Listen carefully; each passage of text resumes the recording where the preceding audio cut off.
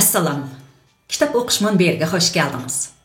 Hozir Xolida Isroilning Kashmish nomli romanini anglashni davomlashtiramiz. Romanni o'qishdan boshlashdan ilgari ikki og'iz gap qistirib ketay.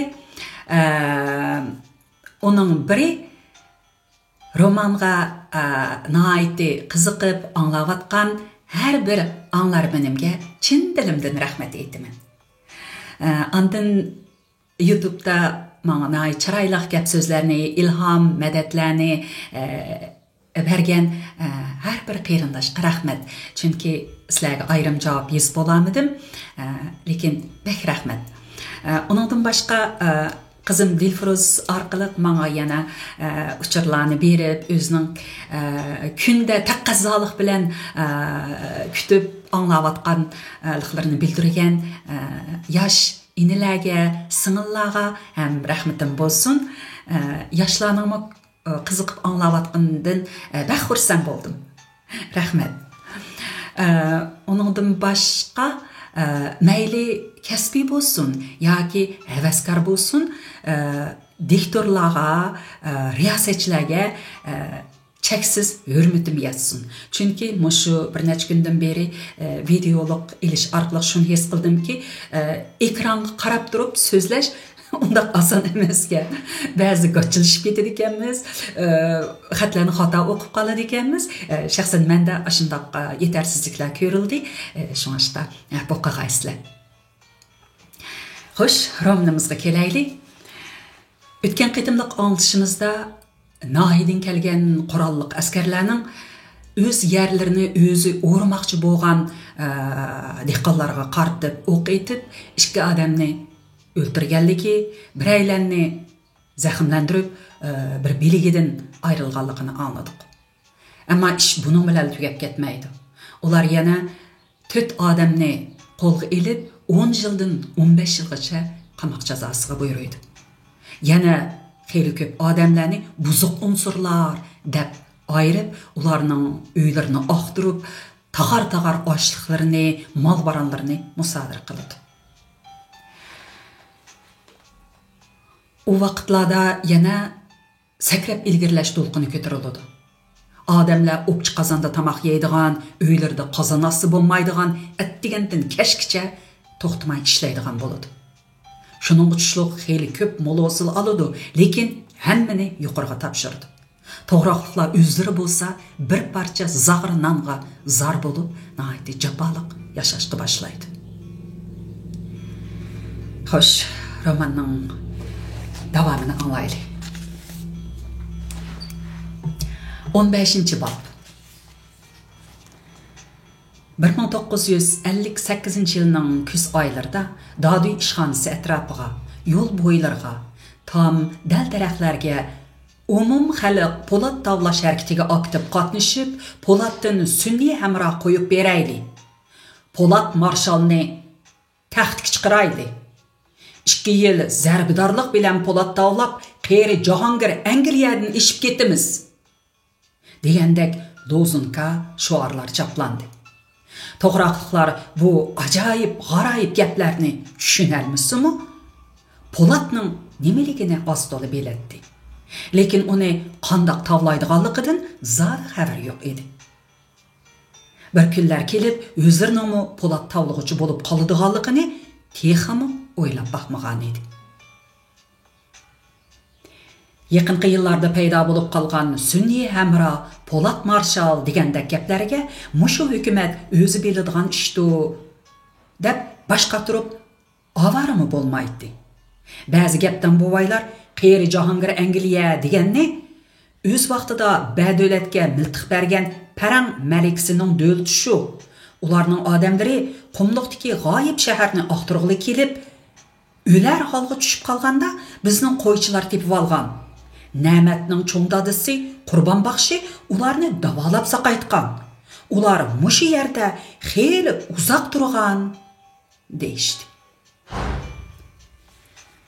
Toğraqlıqdagi boshlang'ich maktabning yosh o'qituvchisi Sunni Hamroh deganni osmonda uchadigan Nuh alayhissalomning kemasiga o'xshaydigan bir kema Biz Polatni jiqraq tavlay alsak, shundaq kemidan birini qo'yib bergan bo'lamiz, deb tushundirdi. Muallim, Polatni qandoq tavlaydi? deb yana so'rashdi balalar. Rudini cho'ng o'choqlarda kuydirib tavlaydi. Rudi degan nima? Rudi degan tog'da bo'ladigan, Polat tavlig'ida bo'ladigan tosh. Muallim, qumda Polat tavlig'ida bo'libamdi? Bo'lmaydi. Amsa qumda nima qilg'ili bo'ladi? Muallim javob berolmay kuldi. Sal o'ylanib elib, ilm-fan taraqqiy qilsa, insonlar chuqum qumdanmi foydalana oladigan bo'ladi, dedi. Muallim, tog' degan qandoq bo'ladi? Muallim do'skiga bo'r bilan qumliqni, uning yeniga tik cho'qqalarni sizdi. Mavu qumliq, mavu igiz ko'tarilib turgani tog'. Muallim, bu yerda tog' bo'lmasa, Polatni qandoq tavlaymiz? Muallim yana kuldi. U bu savolga haqiqatan javob bera olmaydi. Yuqorining o'rinlashtirishi bo'yicha to'g'raqliqdagi qabul emgakchilar tashkillanib, qo'shni nohiyaning teg'iga berib, Polat tavlashga qatnashadigan bo'ldi. Kentdagi ish ko'rgan tajribalik cho'nglar, yosh ayollarning hammasi degidek safarbar qilinib, Polat tavlag'uvchilarni Abdug'ani Axun boshlab mangdi. Taşaxunning boshchiligida qurilgan qatnash atriti tog'dagilarga yiqilg'u, yemak-ichmak, kiygiz-kechak degandek lozimliq narsalarni yetkazib berish vazifasini ustiga oldi. Qumliqda yashab kelgan, azaldan tog'ni ko'rib boqmagan to'g'raqliqlarga dastlabda Polat tavlash nihoyatda qiziqarli, ko'ngilli kishdek to'yildi.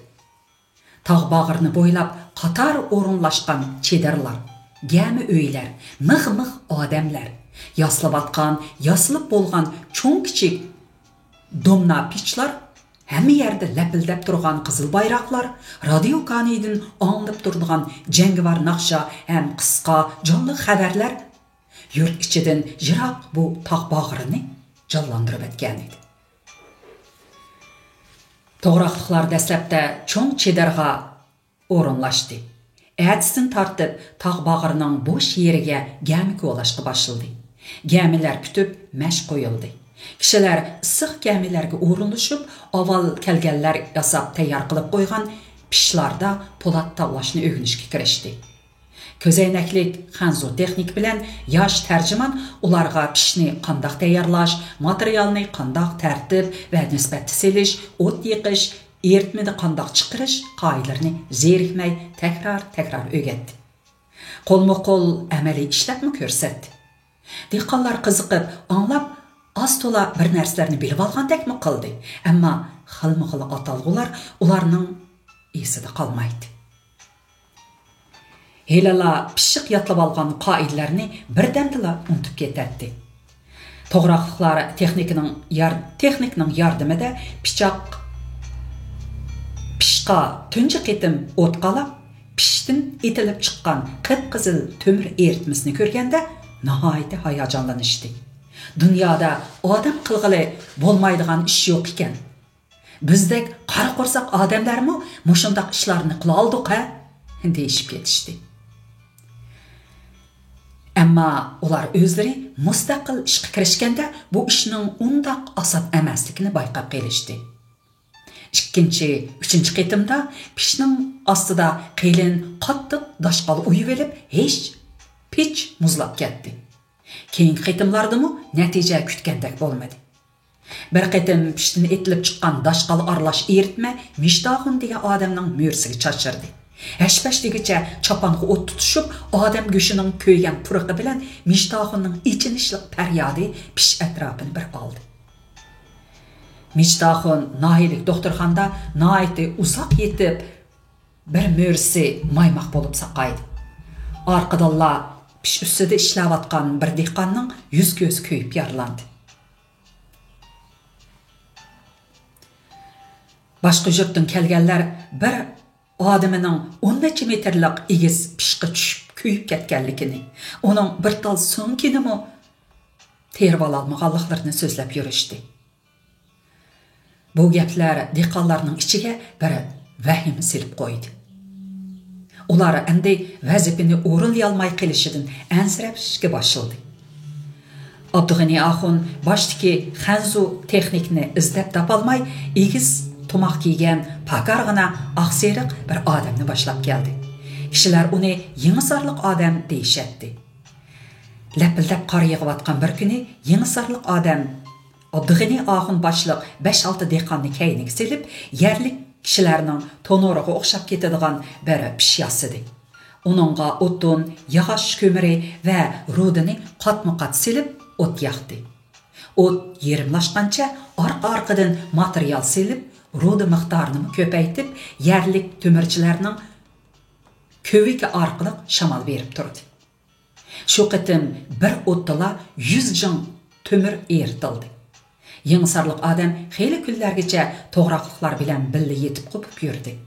Bu jarayonda kishilar uning asli usta pichoqchi ekanligi, ota bobosidan tortib, mushu usulda to'mir eritib, pichoqchilik qilib kelganligidan xabar tepishdi. Shunday qilib, to'g'roqlikdan kelgan dehqonlarmi oz-ozdan to'mir eritishga boshladi. To'xtiqari uydan ayrilg'ali 8 degacha 2 oy bo'lib qoldi. O tağda roda qezib etib, yaşınıb qalğan ata-anasını, balları bilan Zeynepni o'ylaydi. O Zeynepni shunchalik seyxingan edi. Oq daq yog'liqini chekilab chekkan, yig'idan qapoqlari ishib ketgan. G'amkin qiyofati bilan texmi lavan, umaq ko'rindigan Zeynep uning ko'z oldidan birdam neri bo'lmaydi. O Zeynepga ish og'irtadi.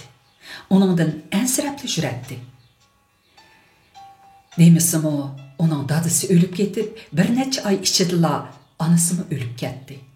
Zeynep ata-anasının iç ağrıqıda to'la yığılab, uğruqlab, şüməkdək bo'lib qaldı. Öydə onun yükü həmmədən eğir. Balalar texi bir-birdən kiçik. Toxtiqarının ata-anası bolsa keselcan. Hesabda ularmı halidan xəbər alması bo'lmaydigan kichik bola. Zeynep erlarga o'xshash etizg'i chiqib ishlaydi. Uyga kelib, yana uydagilar uchun paypetak bo'ladi. Uning ustiga tugumas uyg'unish majlislarga qatnashmasi bo'lmaydi. Ne'mat qishdimi ularga aram bermaydi. Ko'tarolmasang sangiltib ol degandek, mushu kunlarda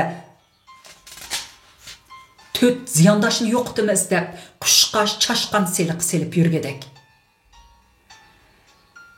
To'xtiqari ixtiyorsiz ulug' kichiktindi. Bu jaboliq kunlar qachonmi chekiga yetar deb o'yla yo'g'on bir toshning orqa tarafidan do'milab tushganligini sezmay qoldi. Egizda atrofda ishlayotganlarning varqirgan ovozini anglab, o'zini qochirib bo'lguncha tosh uning yon peshiga so'qilib tushib ketdi. Uningga hech ish bo'lmagandek tuyulib ishlaverdi. Akşam işten qaytqıcha aqsatmangdi. Biroq ertasi yon peshni ololmay qoldi. Tushga yaqin dori somkasini ko'tarib kirgan doktor uni tekshirib ko'rib, "Ta'ling bor ekan yigit. So'ngakka zaxm yetmabdi. Birer hafta aram olsang saqayib qolasan" deb dori berib, o'zining har kuni bir qitim kelib tekshirib turdiganligini aytib chiqib ketdi. To'xtiqari kashkicha midirlamay yotdi. Ertasi başqaları ishqa chiqib ketganda hamrohlari nadindir tepib akilib bergan qo'ltiq tayoqqa tayinib eshik oldiga chiqdi. Pastda u yandan bu yonga aldirash o'tishib yurgan odamlarga, ruda, ko'mir yoki dashqal besilgan qo'l harva, eshak harvillari, o't purkib yenayotgan dumna pishlarning atrofida uzun limlarni ko'tarib yurgan po'lat tavlug'ichilarga birdan qarab turdi. Uning yenidila 2 to'rikka bekitilgan qora taxta gezdi bor edi. Ko'k shiriq chapan, quloqcha kiyib olgan yoshqina bir yigit yonchiqidan bir necha varaq qog'ozni chiqarib, qog'ozlarga birdan qarab turdi-da, Bor bilen qara taxtayning yuqursiga Polat üçün jang dep yazdı. Onun xeti körümsiz edi. Birinci qurdan başlagan xeti qur ahirgacha doskının astığı düşüp qalatdı. Xetidin razı bolmay doskını öçürüp qayta yezishqa başlaydı. Yezip toxtab, sel nerigiroq berib qarab yazganlarını yana öçüretdi. Toxtiqari onun yeniga kelib tartingandek kulimsirab, "Men ezip baxsam bolarmı?" dep sordu. Jigit derhal toxtab, onun bir qardı da gep qilmay bor bilan qog'ozni berib, "Mushu qog'ozlikisi bo'yicha yazimiz" dep qo'ydi.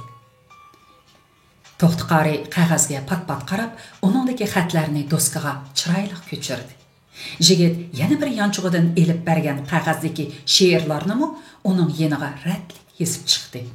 Yezib bo'lib, qara taxtayning to'rt burjiki, osti-usti va maqola oralarini chiroyli gul naqshlar bilan bezadi. Shundan keyin u yigit har kuni Toxtiqarini izlab keldigan bo'ldi. Toxtiqari uning muxbir ekanligini, yozganlarining bir nusxasi shaharda chiqadigan gezitga avatildiganligini anlig'inida o'zining qaramliq qilganidan xijil bo'lib qoldi.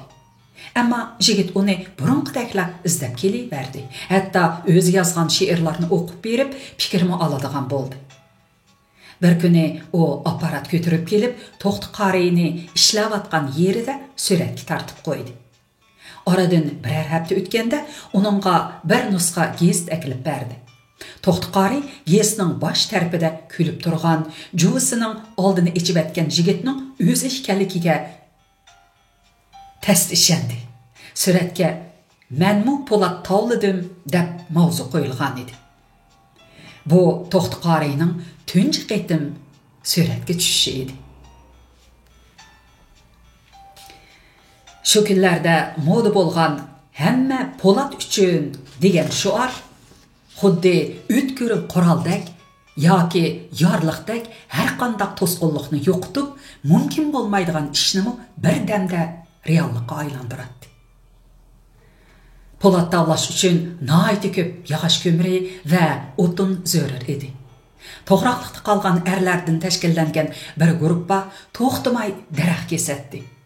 To'g'raq barmı, terak barmı, toza meva berayotgan uyushma, o'rik, yong'oq barmı, birdamdila gursuldab yiqilib yerda yotadi.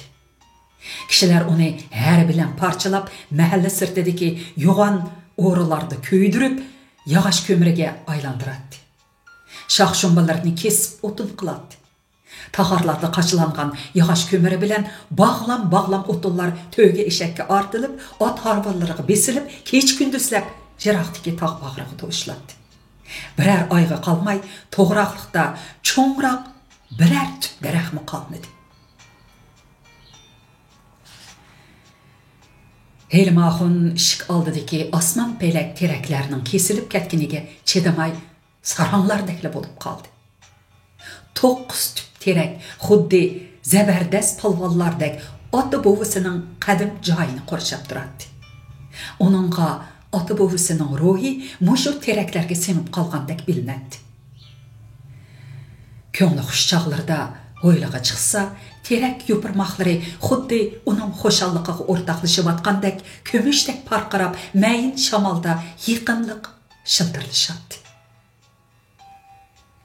Uyda birer ko'ngilsizlik bo'lsa, teraklarmi jinib sukutga cho'mgandek tuyuladi.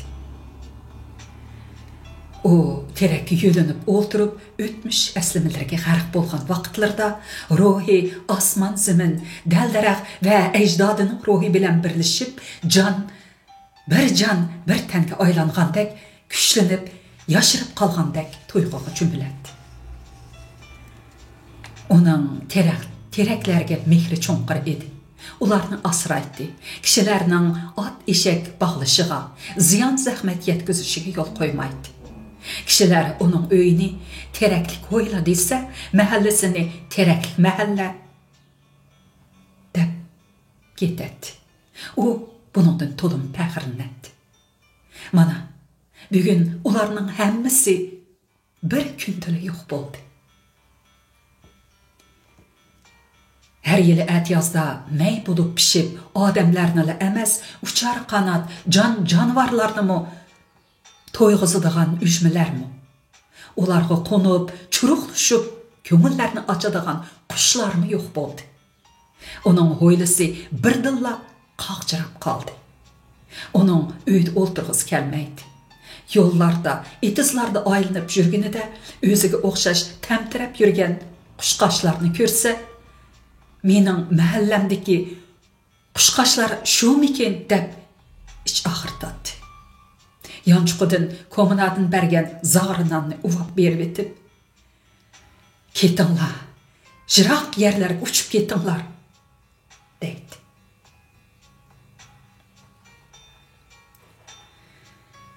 Jiraqdan rəgətki kötürüp, jügürüşüp jürgen balalarını körsüla, beşideki tomaqını qoluğa elip, "Uş, uş!" dep quşqaşlarını ürkütüp qoğlaydı.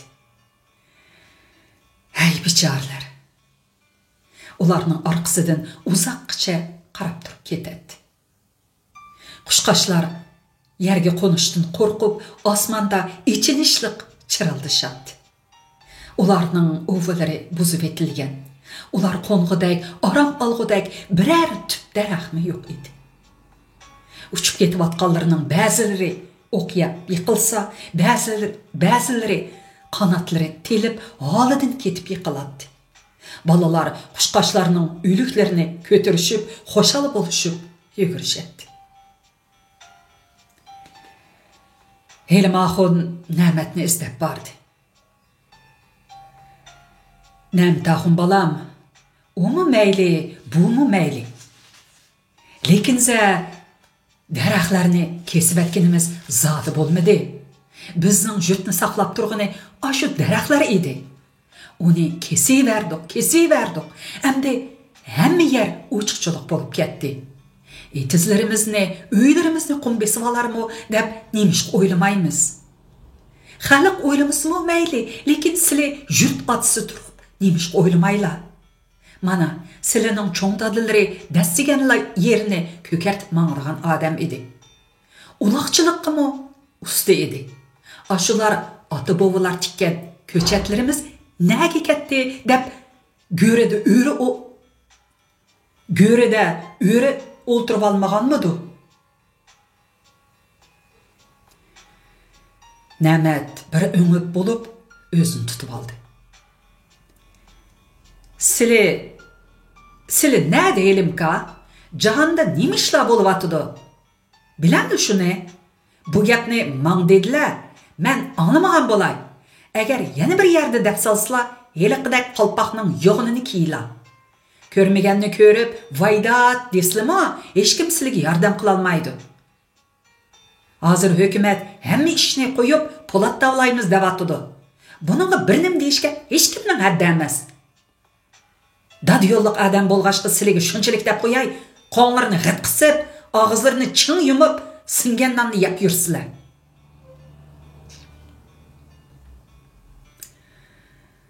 Helmaxun shundan keyin hech kimga gap qilmaydigan bo'lib qoldi. U uyining orqasidagi o'rilib tushgan tomda optopsinib o'ltirib, o'zicha bir nimalarni deydi.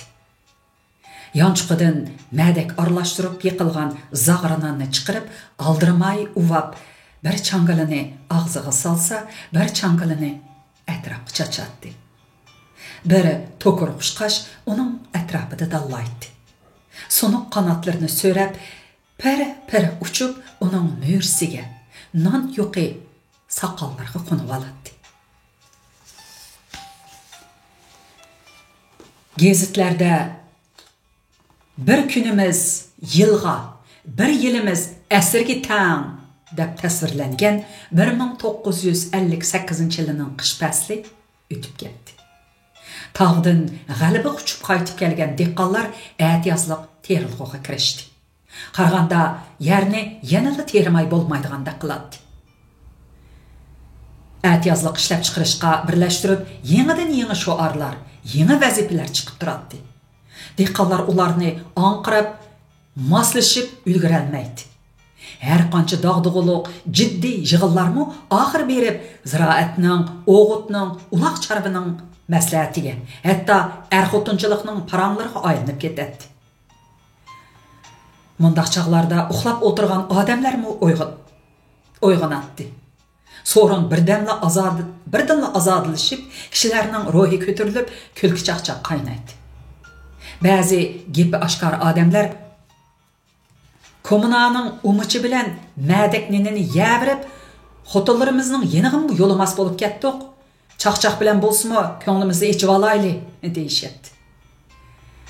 Metniyazaxun ismlik vijik, og'zida tishi qolmagan odam gaz bog'lab ketgan lablarini tamshib. Kommunizmga borganda kommunaning oshxonasida 40 o'choqda puli, lag'man, sho'rpa degandek 40 xil nozu ne'mat pishib turarmish. Qaysini yugimiz kelsa, qochimizni elib berib, usub yeverdi ekanmiz. Hech kim usub bermaydi ekan, hech kim jiqyab ketding demaydi ekan. Qachonmi kelar shu kunlar? Deb kishilarni kuldiradi.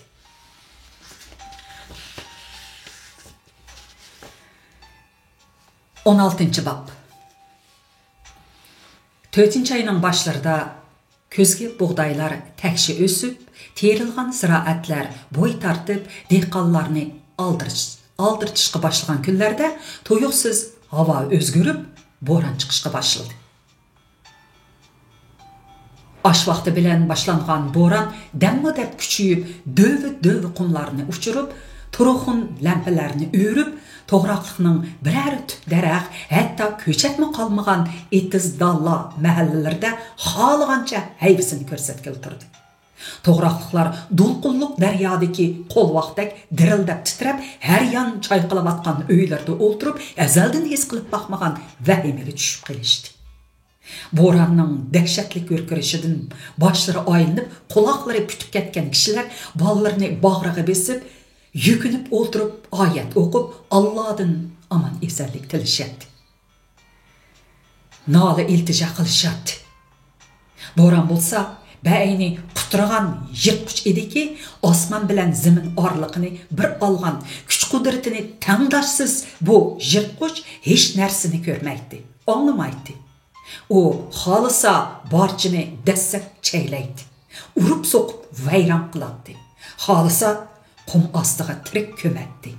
Uningga yugan salg'il bo'lmaydi.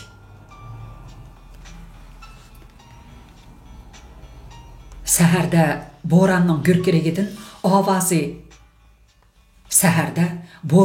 gurkirigan ovozi texim kuchaydi.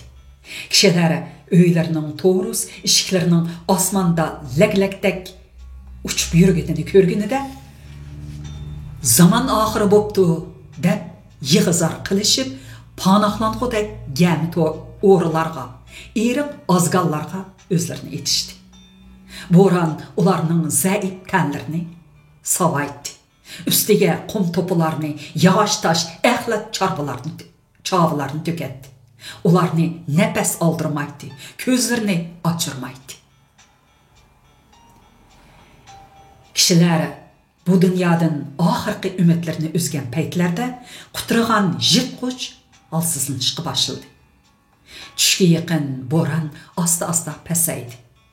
Qizg'ush to'paranglik osmonda birdilla kun parildab oftab chiqdi. Oftobmi qizg'uch to'parangli edi. Kishilar yotgan yerlardan qo'pib, to'p tenib ketgan ko'zlarini uvolab atrofga nazar soldi.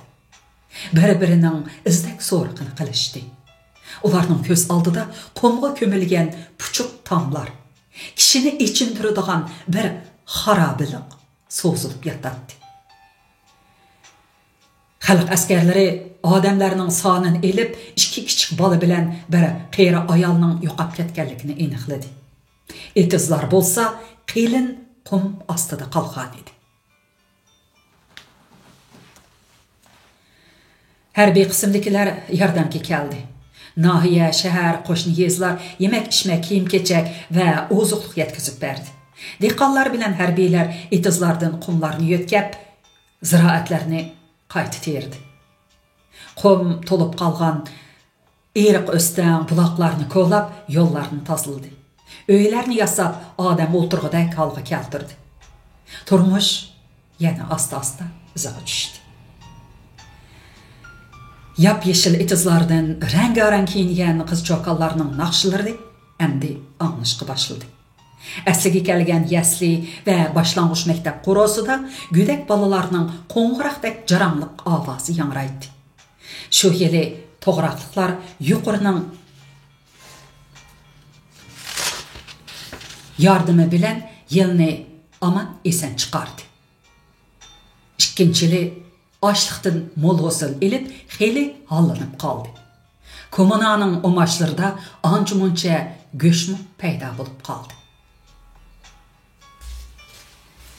Xo'sh, bugun mush yergacha anglab, davomini at anglag'aysiz. Aman bo'lin. Xayr xo'sh.